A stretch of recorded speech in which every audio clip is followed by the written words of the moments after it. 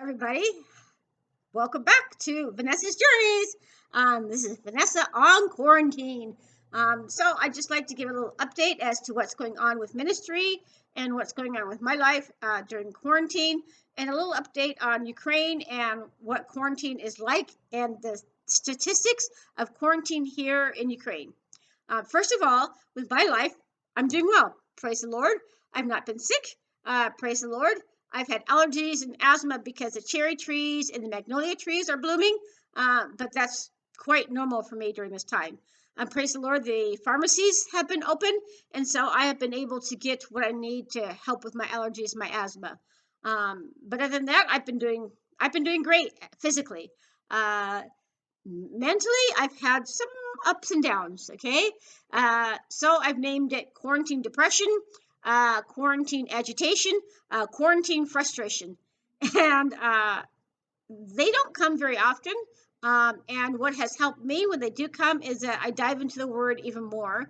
I listen to sermons and I listen to worship music, and that has just really lifted my soul during these kind of weird roller coaster times, I guess you could say. Quarantine roller coaster, we'll call it. Um, um, I'm thankful for the community here and that we are encouraging and supporting each other how we can. So online, everything has gone online now, as I know America has. All my ministry that I've been doing with my English club in the village, my English club in Svaljava, and my English club at church, all that is online now. Every bit of it. And it seems to be going well. And I don't mind it being online, actually, because I've been wanting to do some online tutoring. And so this gives me an opportunity to practice and to learn some things. And I'm actually learning a lot using this Zoom concept. So please be praying for my classes, that everybody will attend, and that things will go well. Quarantine, we just got word today. Quarantine in Ukraine has been extended until May 11th. We're not surprised. There have been rumors about that for some time now, and today the official word came out. But, ladies and gentlemen, there is a light at the end of the tunnel. On May 12th, if everything is going well as well as you can with this virus going on, they plan to implement a five-stage quarantine withdrawal, and they are calling it Day K. I think K stands for quarantine because in Russian and Ukrainian, a quarantine begins with the letter K. That's just what I think. I have no idea if that's true or not, but they're calling it Day K. And there'll be 5 stages, and I think possibly the first stage will be allowing the small businesses to reopen. But all that is to be seen. And a little bit about the statistics of quarantine here in Ukraine. Okay, so as of today, we've had 6,592 cases of the COVID-19 virus with people being affected. 174 people of those have died, unfortunately. So pray for the family and the friends of the people who have passed away. In Czech Republic, they've already started their 5 stages of quarantine withdrawal. And the overall picture of active cases in Ukraine, in the Transcarpathian region, actually, the highest would be Uzhgorod with 78 people, and then you drop down to Mukacheva, which has had 24 people, and then you have some of the other districts after that. So Uzhgorod and Mukacheva are the ones that are highest in my region, not in all of Ukraine, but in my region. And in all of Ukraine, Kiev is not the highest with reported cases. It is actually a city called Chernivtsi, which is in the Transcarpathian region. And they have the highest cases of the virus detected. So this morning, there are 4 new cases here in Mukacheva that were recorded, and Transcarpathia has 13 new cases that have been recorded. So, yes, pray. And I'm praying for all of you in America, and please be praying for all of us here in Ukraine. Also, there is a rumor that flights in and out of Ukraine will be halted until August or September. And that kind of influences when I might be able to fly out to come to America for furlough. But you know what? The more I think about it, the more I get kind of that quarantine depression. And so I just don't go there. Just don't go there. Because God knows. And I look at it like this: God knew, God knows, and God knows the outcome. God will know. So it's past, present, and future. And God is in control. So why do I have to sit here and worry? Every time I worry, I start getting that quarantine depression or that quarantine agitation. So I just try not to go there. However, when I do fall down in those, what I try to do is I listen to worship music, or I read my Bible, or I listen to sermons, and there's many online prayer meetings as well that I join up. So God has been really faithful in keeping me uplifted, and that's just been awesome. Excuse me. Excuse me.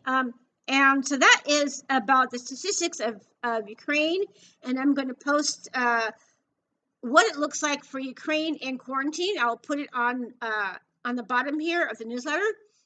So basically in Mukachevo, what's going on is that cafes and restaurants are closed, parks are closed. We're supposed to be self-isolating, but a lot of the teens are outside. They say it's okay for us to take walks and to go on rides in our car and stuff like that. So we're doing that. I'm going on my bike a lot, and I walk as well. Some people have taken up new hobbies.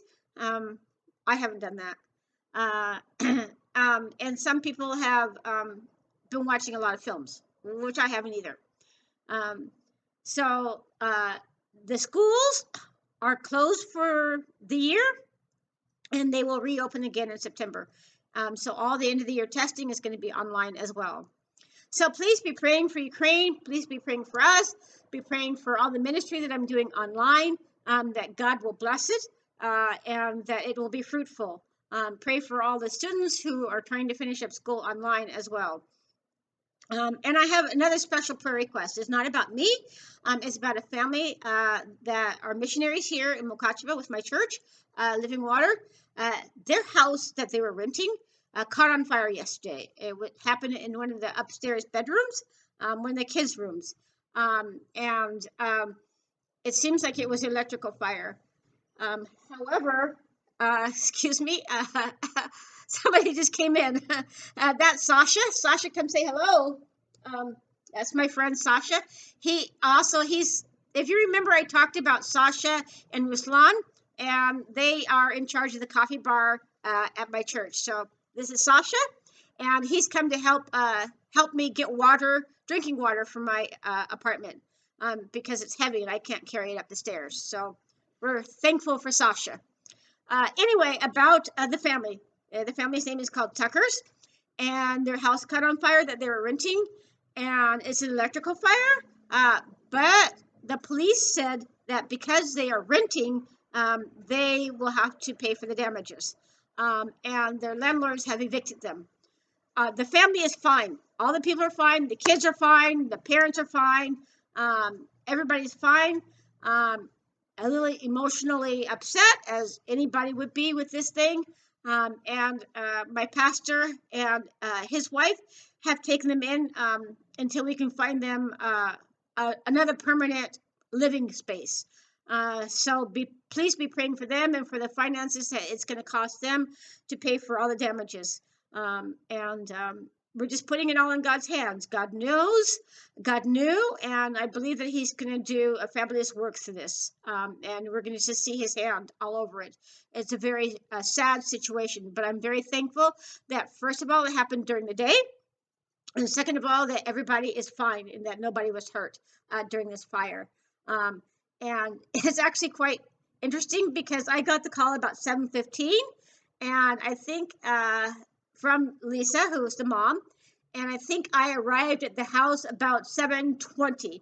So I was able to get out of my house, get in my car, and I literally drove very fast to their house to help Lisa with the kids and just to be an encouragement for them there.